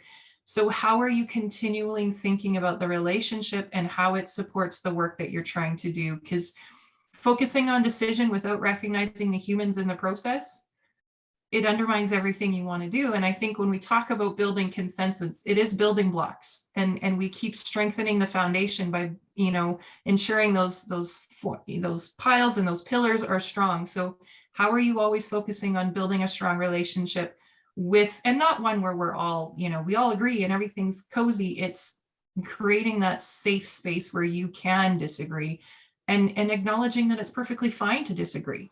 We each bring lived experiences that inform our thinking. So how do we build on that and use that to inform our conversations? Thank you, Leah. Peter, Shari, want to chime in on all of that, keeping the consensus journey going? No. I'll go quick, just because I want to hear from Shari. It just dawned on me, a key part of this is knowing when consensus decision-making processes are more appropriate. So one way of maintaining momentum for consensus building processes is using that approach for the right type of decision. This consensus is most appropriate when you're trying to make strategic decisions, high stake decisions, or decisions where you need a strong unified front, where all of that discussion and dialogue is necessary. You don't want to be necessarily using consensus-based approaches to make tactical or operational decisions. In some cases, those decisions are better made by delegating them to a working group to come back with something. So I think sometimes where people might get disenchanted with consensus processes is when we might be using it in the wrong place. In some cases, some decisions are best made by small committees or a single person that makes a decision versus trying to have every decision in your organization run through this process. Yeah, thank you, Peter. That's a good message for all to hear, that not every decision we make is a full. You don't want to necessarily have a consensus-based decision to decide what coffee you should have in the coffee room. I mean, there are other ways you can do that quickly through a poll, or there's other ways. You don't necessarily need a long process to have that, to make that decision. Yeah, for sure. But I want to hear from Shari. Yeah, I do too. All yours, Shari. Sorry, just going to share. This is a piece of that deliberative dialogue space. And one of the things I forgot to mention about it is the process itself is about a 2-hour process. So as I talked earlier about breaking things down online and thinking about that 2 to 3 hour maximum, gathering input, that sort of thing. But I think that often it's about the tone. And how do you help when you have people that enter in a space and they are debative and arguing and that sort of thing? How do you help shift from that debate? And often it's the probing questions, or it's the encouraging the group themselves to ask, seeking deeper understanding, and that sort of thing. So this chart is in the handout that I provided in the toolbox, but it really shows the tone is different, and that the leader or the facilitator or the person kind of helping to orchestrate the dialogue can really help set the tone for this. And you know, I'm on boards where, and I've been with chairpersons where the chairperson did all the talking. And so there's a tone right in there, and where is the space and the trust building? And it really, like I've experienced times when we just could not, you're at that point of building a product, right? Decisions is a product. And when you don't even know each other, or you don't trust each other, or you have assumptions about each other that are wrong, you need to go all the way back to reforming, getting acquainted, appreciating the skill sets and the perspectives that people bring to the table. And in you know, we're onboarding and offboarding people constantly with turnover, and every single time it's that setting the context again, all the way back to setting the context when someone new joins the team, because you have to weave them into the rhythm and weave their skill set and perspective, while also grieving who may have left. You may have lost a skill set, and then acknowledging there's a perspective missing. And, you know, it's that complicated sense of team, and how much leadership and the guidance of dialogue, it can set that tone that helps to create that safe space and brave space.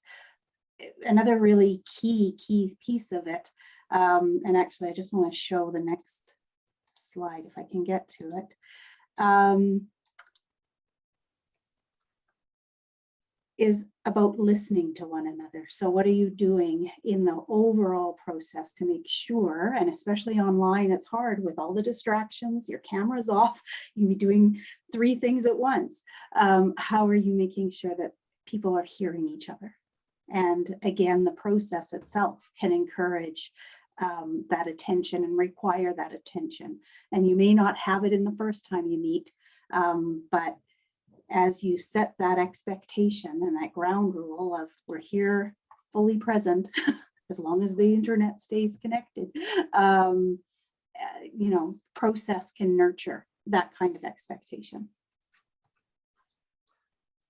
Thank you, Shari, for, you know, that whole consensus, you know, building consensus journey, that listening is such an important part of it as well. So thank you for that thought too. And that, you know, thank you again, panelists, for, you know, we explored some different areas, and I think we've learned a lot in those areas. We have a little bit of time now just for a few questions that for our panelists, and so as participants out there, as you're listening to the panelists, if there's any questions that you would like to ask our panelists, now is the time. We have probably have 3 or 4 minutes here just to do that right now. You can just simply put them in the chat box. I do see one that is here. One question I'm seeing if anybody can take this on, and I'll read it, and you can take it. See who would like to answer it. I'd like to know from this is one of our participants, how to reach consensus with stakeholders outside of my industry. I'm in the nonprofit, and it's easy to reach consensus with similar organizations. However, when it involves external stakeholders like businesses, engineers, members of C-suites in corporations, etc., when it's sometimes out, maybe. So again, the question is when it's outside of maybe our organizations that we know similar to us, or that we know, when we have to reach consensus outside of some of that further external area. What anybody want to chime in on that one? Any thoughts in that area?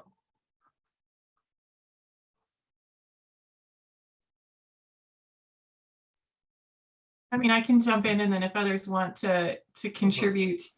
I guess the question is everyone on the same page that consensus needs to be reached? And so it comes back to me around really managing expectations, getting a solid sense when you are convening this group about what's the purpose and intent of the conversations.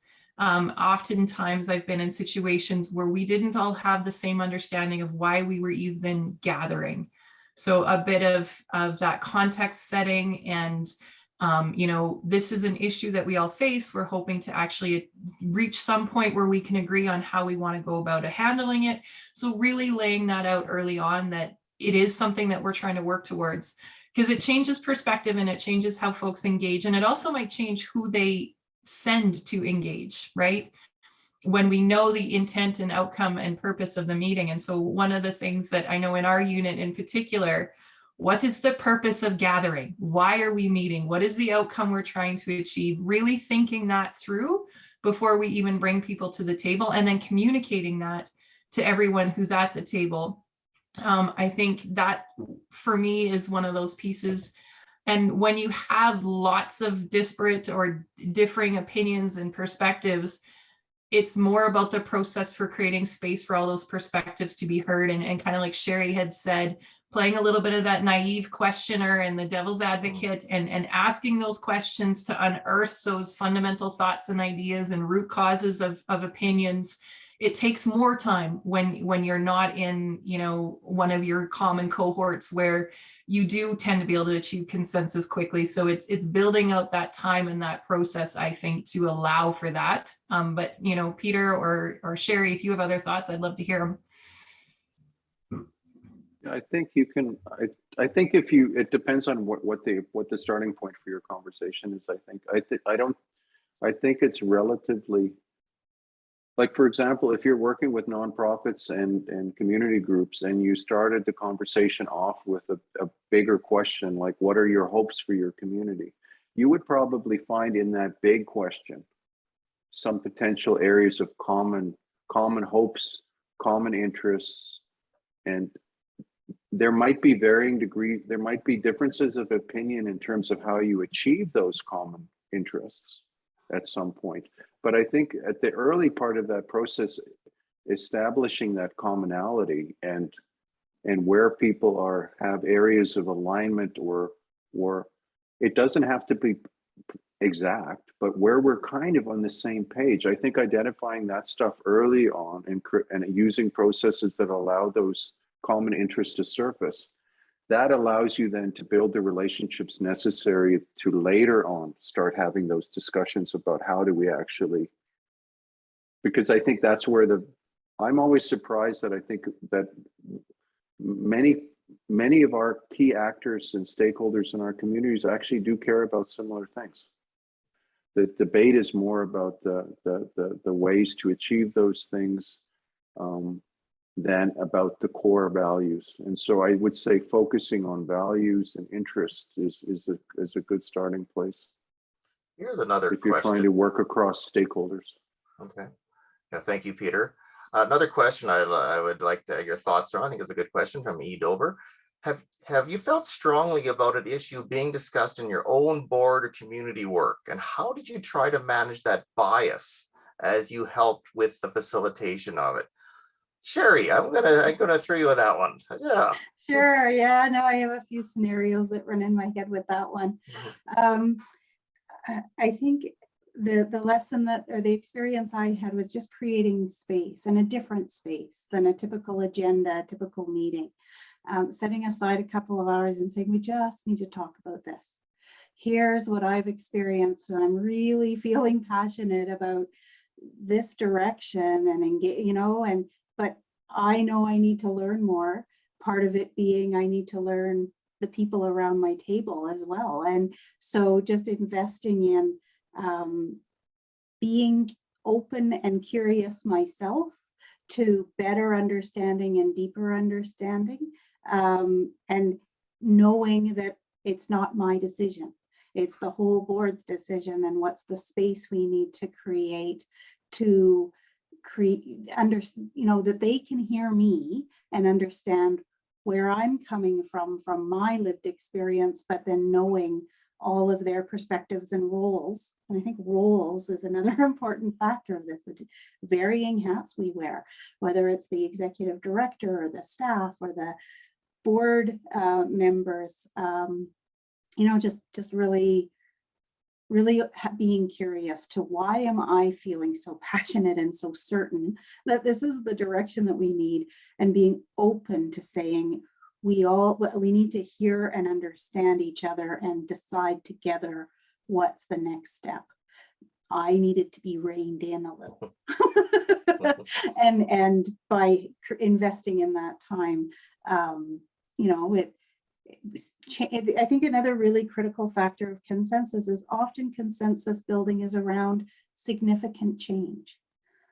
And change is hard, and it's a whole topic of its own. But just acknowledging that consensus decisions are often about change, and that's a whole other level of managing expectations, managing reactions, responses, because people are impacted, and change is hard. Okay. I think to add to that, if I may, I think we need to normalize that bias isn't a bad word. It's not another four-letter word. It is a fact of life. And we can acknowledge it and we can declare it. And I think as we normalize the word bias in our conversation, you're right, even Shari, conflict, right? Let's normalize that. We are going to have conflicting and differing opinions. We are going to have a bias. And if I can come into a meeting and say, we really need to talk about this, and I know I have a really strong bias towards a solution already, so how do we create a space where we can hear everyone's opinion? It makes it easier for folks to be like, okay, I'm not the only one who's really strong feelings about this and have a bias towards a solution.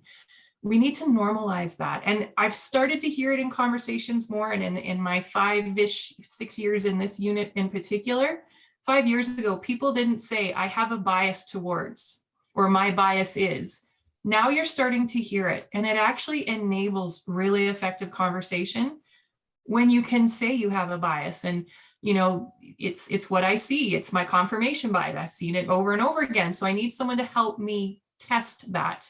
And I talk a lot with groups, let's test our assumptions. Let's list the assumptions we're making, and then let's test them, right? So I think it's really about call it what it is, put it out there, and process. I mean, we've talked a little bit about process, but you can design processes as a chairperson in a meeting, as someone who's just kind of leading from the side.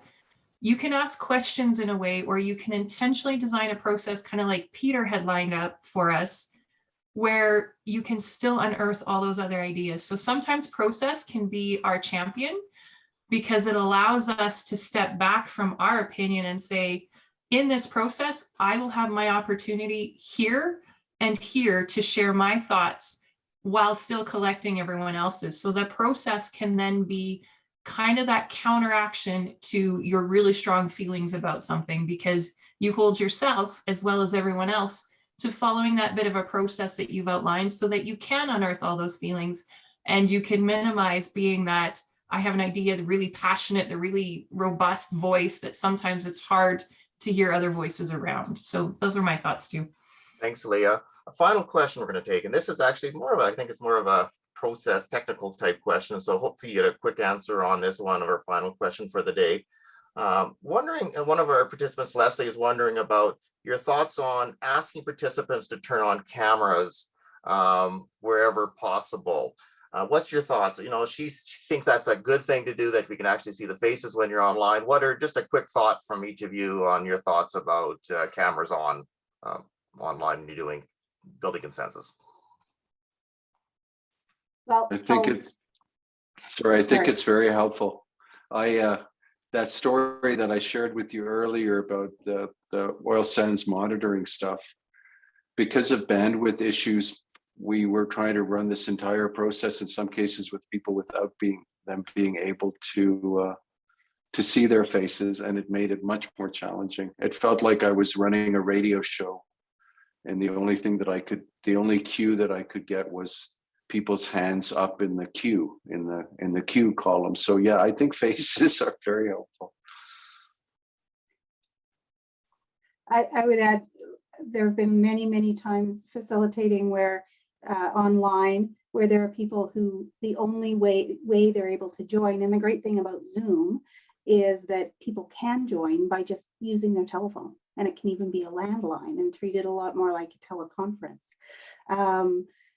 And yes, it's more engaging. You can kind of monitor and see that people are busy, but I also find that the visuals get set aside because I'm busy with another document, that sort of thing. So using other ways of knowing, are people engaged? And so asking for times like the reactions button, right? Getting people to kind of, and then if they respond, you know, they're there and they're present. But if they aren't, you know, if nobody's really responding, it's like, okay, let's do a check. Are people present? I love things like even just playing background music that can help draw people into feeling like you're in a common space. And you're not playing that music the whole time you're meeting, but it just kind of, you know, little ways that you draw people into being present.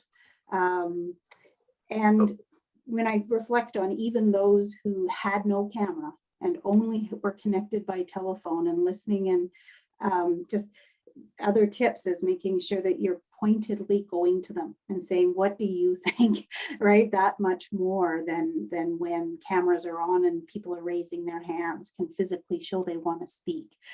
Being mindful of anyone that doesn't have a camera or that can't show themselves, in that way, making sure you're helping be the tool that makes sure that they participate and they contribute, that sort of thing. I think I would add just quickly, be intentional about the use of camera, because there's the flip side of it, which we do know it's kind of exhausting to see yourself like you're staring in a mirror constantly. So certain parts of the conversation may not need that visual engagement. You might have something you're sharing or another space you're working in. So giving permission to, hey, we don't need our cameras for this. Let's just go in the space and do some work, and it's more text or it's going to be in the chat. And then be intentional when we want the cameras back on, because we really do need to engage and see each other.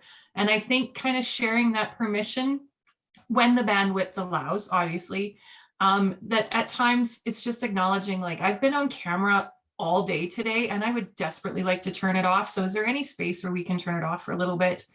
And kind of designing process with that in mind. So if it's a collaborative document where you're engaging by typing into it, or you're engaging in the text or the chat box, then maybe there's some permission, like, let's turn the cameras off for a bit, but then it's, let's re-engage and use that visual connection, because we're going to have more of a dialogue and sense making now, and we need to see each other, we need to see reactions.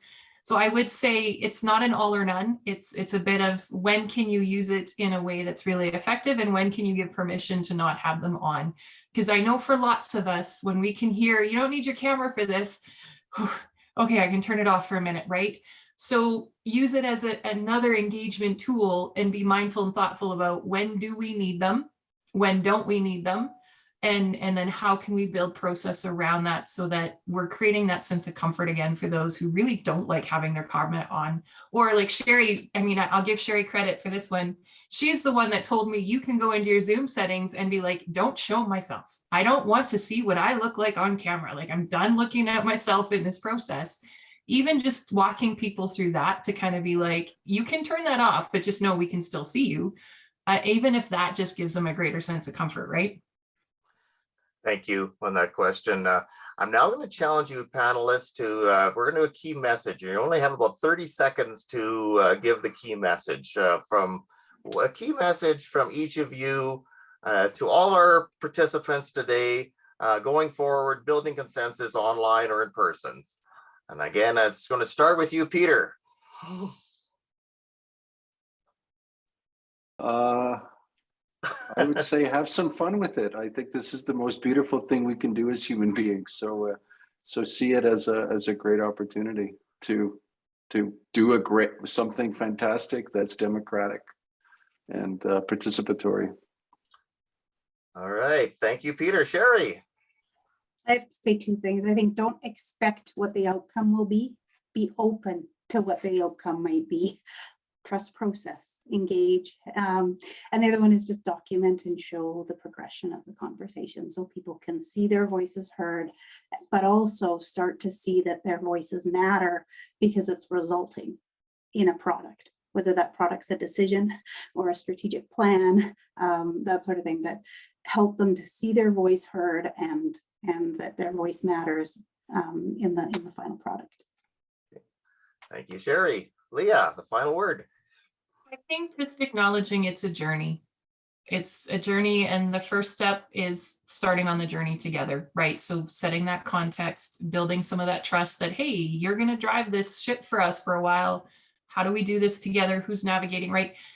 Start out with how do you plan a journey together? And then as you go through the discussion, the dialogue, you can have fun, like Peter said. You know, you can document and make notes on the map where you are and where you're getting, right? So it is a journey. It's not meant to be this instant snapshot in time. If that's what you need, then consensus isn't the tool you should be using, right? So recognizing that it's a journey, and the first step is kind of bringing people together on that journey and setting that common destination, right? We're going north. So now let's see what we find in north and how we decide to go that way. So to me, I would say, yeah, it's a journey. Thank you. Thank you so much. You know, on behalf of the Community Development Unit and the participants here today, I would like to thank the three of you for sharing so much information, insights, and knowledge. It was incredible, and lived experiences building consensus. You know, as we heard from our panelists, it is and probably always will be challenging, but from, you know, certainly from our exploration today, you know, you've given us some insight, perspective, some strategies and tools to better prepare and, you know, and lead consensus aimed discussions. So thank you so much, Leah, Peter, Shari. We truly are grateful for your time. You know, I really, really do appreciate it. Just again, a mention of some of the sessions we do have coming up. And again, we mentioned the albertacdu.eventbrite.com is the place where you can register for them. And of course, you can see this, what we did today on YouTube, and as well as many of other sessions that we've had. So certainly recommend you take a peek and go there on the YouTube and do that. That would be wonderful. The Bistro series, again, the one that's Shari's going to be on, Let's Having Engaging Online Facilitation, June 8th, and as well as another one, Basic Facilitation School Tools, on May 19th. Again, the part of our nonprofit Bistro series. Certainly would love to have you join us for those sessions as well. And of course, the number of resources that you can reach us at the CDU Community Development Unit. You can call us, you can see the call line there, the email. Our website has a lot of information, the YouTube channel with all the recordings, as I mentioned, and of course the links to our sessions is all there. So I want to say again, thank you everyone for participating today, for taking the time to be with us as part of this nonprofit bistro session, both participants, panelists, even everybody that's been working in the background, Shannon and Kelly. For participants, hope to see you again at another one of our upcoming webinars. Thank you, panelists, for all your time and effort again today. But I do want to say as a final goodbye, and I say that to all of you as participants, take care, stay healthy. But also remember that work that you do out there in the communities is so important. We all have so much more, so many more opportunities as a result of that work that you do. So thank you, all of you as participants for that. And again, hope to see all of you soon at a future webinar. And that is our bye for now. Take care.